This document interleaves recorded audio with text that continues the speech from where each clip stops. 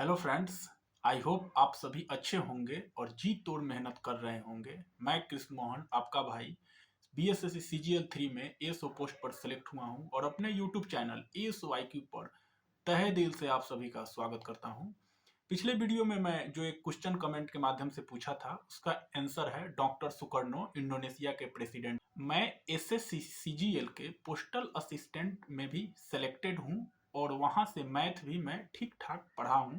इसीलिए उस अनुभव के आधार पर मैं आज इस वीडियो में मैथ के बारे में बताऊंगा कि कैसे सीजीएल 4 एंड इंटर लेवल में 100% मैथ में स्कोर किया जाए। कुछ भी वीडियो के माध्यम से मेरे द्वारा अगर कुछ भी गलत बोल दिया जा रहा है या कुछ गलती हो जा रही है तो प्लीज आप लोग एक भाई या मेंटर या गाइडर जो कुछ भी हो समझकर प्लीज उसको इग्नोर कर दीजिए या माफ कर दीजिए। तो चलिए बिना समय गंवाए मैथ पर चर्चा करते हैं। किसी भी एग्जाम की प्रिपरेशन करने से पहले उसके सिलेबस के बारे में जानकारी होना बहुत ही इंपॉर्टेंट चीज है। तो आप लोग ये स्क्रीन पर देख सकते हैं। इसके माध्यम से आप ये पता कर सकते हैं कि इस सीजीएल 4 और इंटर लेवल जैसे एग्जामिनेशन में आपको किस चीज पर फोकस ज्यादा करना है। एरिथमेटिक पर एडवांस सिलेबस में है नहीं। इसके माध्यम से आप एरिथमेटिक पर ज्यादा फोकस कीजिए। जहां भी स्टडी टेबल है या जहां पढ़ रहे होंगे उसको बगल में इसको आप चिपका दें और इसी के इर्द गिर्द आपको मेहनत करना है। एडवांस में क्या क्या चीज करना है वो भी इस वीडियो में आगे मैं बताऊंगा, ताकि एक दो क्वेश्चन भी अगर एडवांस से एग्जाम में आ रही हैं तो वो भी आप लोग स्किप ना करें। क्योंकि एक नंबर से लोग मेरिट में छट जाते हैं और एक दो क्वेश्चन का मतलब तो हो गया 4 से 8 नंबर, जो बहुत मैटर करेगा आपके लिए। इसीलिए वो भी आप कॉन्फिडेंस के साथ एग्जाम में अटेम्प्ट लें, ऐसा मेरा प्रयास इस वीडियो में होने वाला है। इस वीडियो के पहले मैथ के बारे में आप लोग जो भी समझ रहे हैं उससे हमको मतलब नहीं है। इस वीडियो के बाद आपके माइंड में एक चीज बैठनी चाहिए कि मैथ का मतलब है प्रैक्टिस, प्रैक्टिस और सिर्फ प्रैक्टिस, इसके अलावा कुछ नहीं है। उसके बाद बहुत से स्टूडेंट हमसे पूछते हैं कि क्या सर हम सेल्फ स्टडी से नहीं कर सकते हैं। तो मेरे भाई बिल्कुल कर सकते हैं सेल्फ स्टडी से। ऐसे मेरा मानना है कि आप बहुत अच्छे से भी सेल्फ स्टडी से कर सकते हैं, लेकिन उसमें थोड़ा सा आपका टाइम ज्यादा लग जाएगा और वो कॉन्फिडेंस कहीं ना कहीं, मैं ऐसा समझता हूं कि वो कॉन्फिडेंस आपको थोड़ा मोड़ा किसी ना किसी टॉपिक में लैग कर सकता है। लेकिन अगर आप सेल्फ स्टडी से अच्छे से कर सकते हैं, आप में वो स्टेमिना है, तो बिल्कुल आप कर लीजिए, कोई दिक्कत नहीं है, किसी भी टीचर की आपकी जरूरत नहीं है। लेकिन मैं कहूंगा कि अगर नहीं हो रहा है तो बिना टाइम नष्ट किए हुए आप किसी ना किसी को एक बार फॉलो कर लीजिए और पूरा थॉरोली वहां से कवर कर लीजिए एक बार आप सिलेबस। सबसे पहले उनकी बात कर लेते हैं जो मैथ में एकदम बिगनर हैं, मतलब जीरो है, उनको कुछ नहीं पता है, वो सिर्फ अभी एग्जाम की तैयारी करने के लिए सोच रहे हैं। तो ऐसे लोग क्या करें कि आप YouTube पर फ्री कंटेंट देखिए। जिस टीचर का समझ में, पहले जिस भी टीचर से पढ़ना है उसको YouTube के माध्यम से आप खोज लीजिए। अगर उनकी कोर्स भी परचेज करने के बारे में आप सोच रहे हैं तो उनकी डेमो क्लास के रूप में YouTube पर फ्री कंटेंट सारे टीचर, अच्छे अच्छे टीचर लोगों का उपलब्ध है, उनका पहले देखिए, उसके बाद परचेज करने के बारे में सोचिए। और मैं कहूंगा कि अगर आप सीरियस पढ़ाई कर रहे हैं तो फ्री ऑफ कॉस्ट भी यूट्यूब से एक टीचर को सिलेक्ट करके और उसका सिलेबस से आराम से आप कवर कर सकते हैं फ्री ऑफ कॉस्ट। तो सबसे पहले आपको यूट्यूब पर या कोई भी टीचर ऑफलाइन या ऑनलाइन हो उसके माध्यम से आप एक टीचर को सिलेक्ट कीजिए और उसके द्वारा पढ़ाई गई हर एक चीजें पर आपको, मतलब पूरा प्रॉपर वे में फोकस करना है। जैसे जैसे आपकी चैप्टर समाप्त होते जाती है वैसे वैसे उस चैप्टर का क्वेश्चन आपको उसी के तहत जल्दी से, मतलब जैसे चैप्टर समाप्त हुई उसके बाद उस चैप्टर का क्वेश्चन आपको कर लेना है। उस चैप्टर का जब क्वेश्चन आप करते चले जाइएगा तब और भी मन मन में बात आती है कि स्पीड कैसे इंक्रीज किया जाए। तो उसके लिए क्या कीजिए कि जैसे जैसे आपकी चैप्टर समाप्त होते जाती है तो टेक्स्ट बुक पर आप चैप्टर सेट भी दे सकते हैं। चैप्टर सेट दीजिए, चैप्टर मतलब चैप्टर प्रैक्टिस, वहां पे ये सेट होता है तो उसको आप दीजिए। वहां से आपकी स्पीड बूस्टअप होगी। और 3-4 मंथ में जैसे आपकी एग्जाम सिलेबस समाप्त हो रही है तब आप sectional cut off, sectional set देना स्टार्ट कर दीजिए। मतलब 25 क्वेश्चन 30 क्वेश्चन का आप सेट देना स्टार्ट कीजिए मैथ का, वो भी टेक्स्ट बुक पर। उसमें भी किसी टॉपिक में आपको किसी टॉपिक के क्वेश्चन गलत हो रहे होंगे, तब क्या कीजिए कि उस टॉपिक का पूरे टॉपिक तो एक बार आप कवर कर चुके हैं, तो पूरे टॉपिक में तो दिक्कत होगा नहीं। उस टॉपिक के पार्टिकुलर किसी कॉन्सेप्ट के कारण वो क्वेश्चन गलत हुआ है, तो उस कॉन्सेप्ट को यूट्यूब पर सर्च मार लीजिए और वो कॉन्सेप्ट वहां से कर लीजिए। तो ऐसे में क्या होगा, 3-4 मंथ में आपका चैप्टर वाइज प्रैक्टिस और पूरा सिलेबस मैथ का होलिस्टिक वे में कवर हो जाएगा। ये बात आप मान लीजिए कि इलेक्शन बाद ही आपकी मोस्टली पॉसिबिलिटी है एग्जाम होने की इंटर लेवल का। अगर मान लीजिए इंटर लेवल का एग्जाम पहले भी हो जा रही है, 5% अगर मान लीजिए, जिसकी चांसेस बहुत कम है, इंटर ये इलेक्शन के पहले भी अगर हो जा रही है एग्जाम, तो भी बीएसएससी सीजीएल 4 का तो कंफर्म अभी नोटिस आया नहीं है। तो नोटिस भी आएगा, फॉर्म भी अप्लाई होगा, तो वो तो एग्जाम इलेक्शन बाद ही होने वाला है। इसीलिए एटलीस्ट अच्छे से सीजीएल 4 को तो आप फोकस कर सकते हैं। इसीलिए आराम से कवर पहले 3-4 मंथ में करते जाइए। जैसे जैसे मैं बता रहा हूं, एकदम 100 मार्क्स या ऑन एन एवरेज 23 से 28 क्वेश्चन पूछी जा रही है। मतलब लोग बोलता है 25 क्वेश्चन, लेकिन कभी कभी देखा जाता है कि 27-28 भी क्वेश्चन पूछे गए हैं, या 22-23 भी क्वेश्चन आपसे पूछे जाएंगे। तो 100% स्कोर आपको यहां से होने वाला है। अब हम वैसे स्टूडेंट की बात कर लेते हैं जो एक बार कहीं ना कहीं से मैथ पढ़ चुके हैं या गाइड ले चुके हैं। वो तो मॉक टेस्ट लगा ही रहे होंगे, तो उनको पता चल रही होगी कि किस चैप्टर के क्वेश्चन हमसे गलत हो रहे हैं। जिस भी चैप्टर के क्वेश्चन हम उनसे गलत हो रहे हैं, उस चैप्टर को आप यूट्यूब पर सर्च मारना है। वो किसी भी टीचर से आप पढ़ सकते हैं, चाहे वो आदित्य रंजन हो, चाहे वो पवन राव सर हो, या गगन प्रताप हो, अभिनय शर्मा हो, राकेश यादव हो। किसी भी टीचर से आप वो टॉपिक अच्छे से कंप्लीट कर लीजिए, और वो कंप्लीट करने के बाद उस चैप्टर का क्वेश्चन आपको जस्ट उसके बाद लगा लेना है। और वो जब कंप्लीट होगा तो उस चैप्टर का चैप्टर सेट आपको टेक्स्ट बुक पर देना है। ऐसे ही सारे टॉपिक के साथ आप करते जाइए। जिस टॉपिक की क्वेश्चन आपसे गलत हो रही है, सारे टॉपिक के साथ ऐसे करते चले जाइए। प्रॉपर आपका वहां से कवर हो जाएगा। टीचर के आपसी मतभेद में आप बिल्कुल ना पड़े। आपके लिए वही टीचर बेस्ट है जिससे आपको चीजें समझ में आ रही हैं। इसीलिए बिना भेदभाव किए हुए, मैं तो यही समझता हूं कि जिससे आपको फायदा हो रहा है, तुरंत उस टीचर से वो टॉपिक कवर कीजिए। आपसी मतभेद में बिल्कुल उन लोगों के नहीं पढ़ना है कि कौन क्या है। हमको पढ़ाई से मतलब होनी चाहिए। अब वो सारे स्टूडेंट, चाहे वो कहीं ना कहीं से एक बार गाइड ले चुके हैं या बिगनर हैं, वो क्या करें कि एक छोटी सी ये पतली सी कॉपी बनाएं और उसमें फॉर्मूला आप नोट करें या इंपॉर्टेंट चीज आप नोट करें, जिसको आप बार बार रिवाइज करते रहें। मेरे एग्जाम्पल के रूप में मेरा ये पतली सी आप कॉपी देख सकते हैं। इसमें मैं फॉर्मूला नोट किया था, सारा फॉर्मूला इसमें आप देख सकते हैं।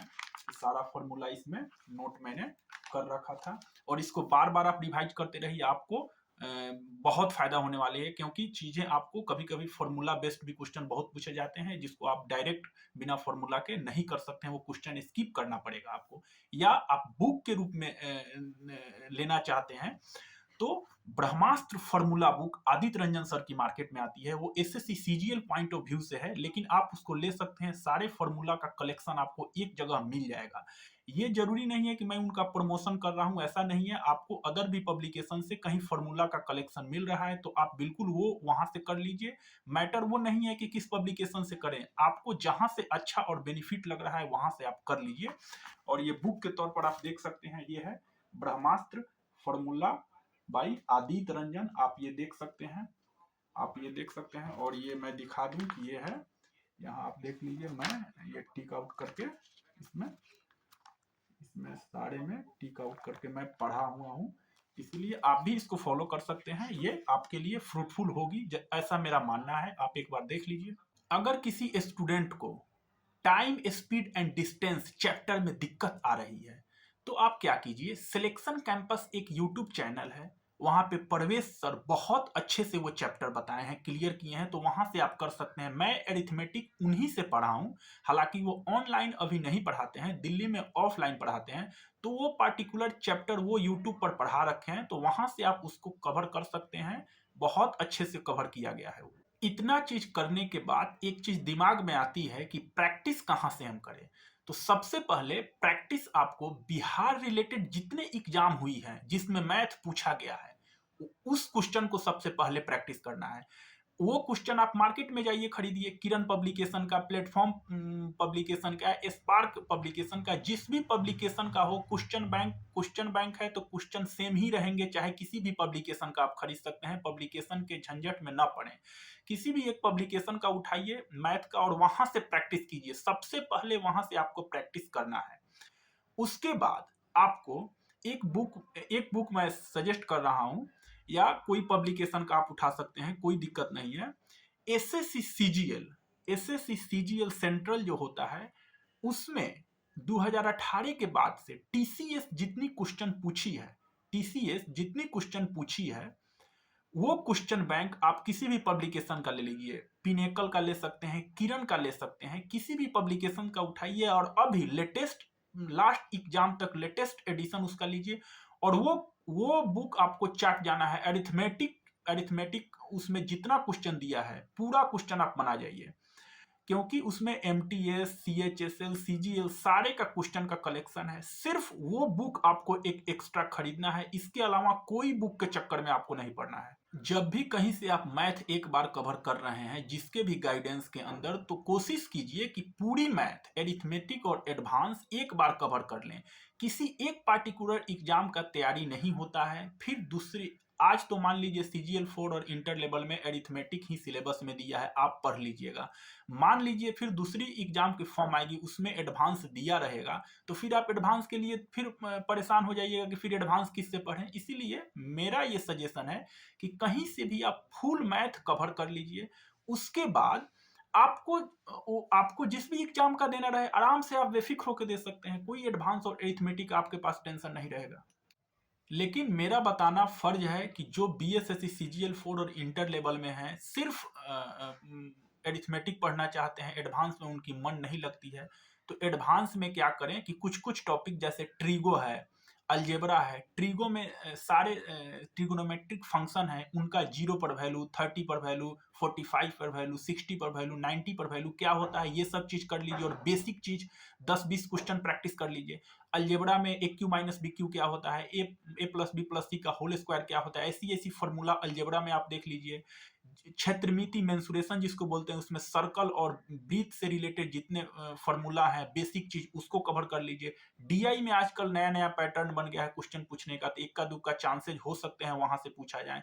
हाइट एंड डिस्टेंस में एक वृक्ष है, टूट के गिर गया, सड़क को टच कर रहा है, तो ऐसी ऐसी चीजें सेट में आपको मिलेंगी। ये सब चीजें DI, height and distance, trigo, algebra, mensuration, इसकी फॉर्मूला और कुछ कुछ बेसिक चीजें आप कर लीजिए।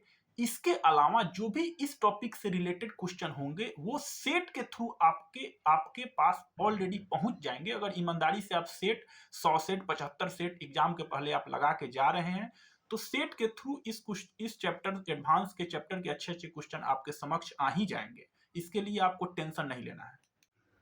मैं फिर भी सजेस्ट करूंगा कि एडवांस और एरिथमेटिक के चक्कर में ना पड़ें। किसी एक एग्जाम को आप टारगेट नहीं कीजिए। इस बेरोजगारी के आलम में एक मैथ आप पढ़िए, पूरा कंप्लीट होलिस्टिक मैथ आप कवर कीजिए। उसके बाद कोई भी एग्जाम आए उससे आपको मैटर नहीं होनी चाहिए। हमारे पास टैलेंट है और हम कॉन्सेप्ट हम जानते हैं, सिलेबस अच्छे से कवर किए हैं, तो मैं उस एग्जाम को फोड़ दूंगा। ऐसे विश्वास के साथ आपको तैयारी करना है। इस ऑनलाइन दुनिया में किसी एक टीचर को अपनी सफलता का श्रेय दे देना कहीं ना कहीं दूसरे टीचर के साथ नाइंसाफी होगा। इसीलिए, क्योंकि ऑनलाइन ओपन प्लेटफॉर्म हो चुका है, जिस भी बच्चे को जहां से जो टॉपिक समझ में आती है वहां से वो कवर कर लेता है। इसीलिए कभी जिस भी टीचर से आपको चीजें समझ में आ रही हैं, चाहे वो ज्योमेट्री अलग टीचर से समझ में आ रहा है, या प्रॉफिट एंड लॉस दूसरे टीचर से समझ में रहा है, तो कहीं से समझ में आए आप कहीं से कर सकते हैं। और सफलता का श्रेय जिससे आप किए हैं उसको, चाहे वो 4 टीचर से ही क्यों नहीं किए हैं, सारे को थोड़ा ना थोड़ा अपने मन में जरूर उनके लिए आप सम्मान रखिए, क्योंकि सभी का योगदान आप में, आपके सफलता में जरूर है, जिनके माध्यम से आप कहीं ना कुछ किए हैं। अभी मैं 23 जुलाई 2023 को CGL 3 मेंस का एग्जाम हुआ था, जिसके थ्रू हम लोग सेलेक्ट हुए हैं एएसओ पोस्ट पर। तो उसका एक क्वेश्चन मैं आपको झलक के रूप में दिखा रहा हूं। सारे क्वेश्चन जितने मुझे याद हैं वो मैं पेन डाउन करके कॉपी में रखा हूं, धीरे धीरे करके आप लोगों के समक्ष मैं बताता चला जाऊंगा। अभी आप ये क्वेश्चन देख लीजिए, स्क्रीन पर आप देख सकते हैं ये क्वेश्चन। और इस क्वेश्चन का आंसर कमेंट के माध्यम से आपको कमेंट के माध्यम से बताना है। आंसर क्या होगा इसका? ये क्वेश्चन का डिजिट डिफरेंट हो सकता है, लेकिन सेम कॉन्सेप्ट पर क्वेश्चन पूछे गए हैं, मतलब डिजिट याद नहीं रहती है एग्जाम की उतनी चीजें, लेकिन इसी कॉन्सेप्ट पर क्वेश्चन आया है। इसीलिए आप लोग इसको देख लीजिए और कमेंट के माध्यम से जरूर इसका आंसर आप लोग बताइए। सीजीएल मेंस में ये क्वेश्चन पूछे गए हैं, सीजीएल 3 मेंस में। आप लोगों को थोड़ा भी अच्छा लग रहा होगा और फायदा पहुंच रहा होगा तो please like, subscribe and share जरूर कीजिएगा। और कमेंट के माध्यम से एक प्यारा सा कमेंट तो बनता ही है कि जरूर कीजिए एक प्यारा सा कमेंट, यही मेरे लिए मोटिवेशन का काम करता है। और नेक्स्ट वीडियो किस टॉपिक पर बनाना है आप लोग कमेंट के माध्यम से जरूर बताइएगा। जिस ज्यादा कमेंट जिस टॉपिक पर आएंगी उसी टॉपिक पर मैं वीडियो बना दूंगा। आपने हमें सुनने के लिए इतना बहुमूल्य और अपना कीमती समय दिया है, इसके लिए बहुत बहुत धन्यवाद। चलिए इस वीडियो को यहीं पे समाप्त करते हैं, बहुत लंबा वीडियो हो जाएगा, आप लोगों के समय को भी ध्यान में रखना है। चलिए बहुत बहुत धन्यवाद।